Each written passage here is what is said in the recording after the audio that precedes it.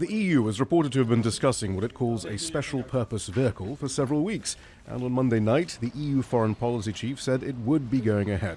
EU member states will set up a legal entity to facilitate legitimate financial transactions with Iran, and this will allow European companies to continue to trade with Iran in accordance with European Union law and could be open to other partners in the world. The plans discussed in the past have involved an entity being set up to act as a go-between or clearinghouse between Iran and other nations to facilitate commercial transactions. For example, if a country or company wants to buy Iranian oil, it would send money to or perhaps engage in a barter system involving this entity, which will handle the transaction with Iran.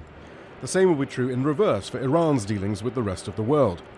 The idea is to bypass commercial and central banks who are fearful of being frozen out of the US financial system if they help circumvent the new sanctions being imposed by the Trump administration against Iran in November.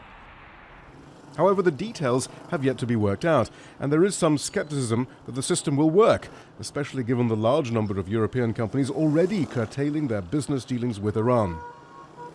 Those meeting at the UN also announced that Iran remained in compliance with the nuclear deal and pledged their commitment to remain participants. The meeting on the sidelines of the UN General Assembly didn't just involve European foreign ministers, but the foreign ministers of Russia and China as well, meeting with Iran, coming as it did on the eve before Donald Trump addresses the UN General Assembly in what's been billed as an attempt to really blast Iran for its activity. This was a sign of real international solidarity here in New York. Shihab Rattansi, Al Jazeera, New York.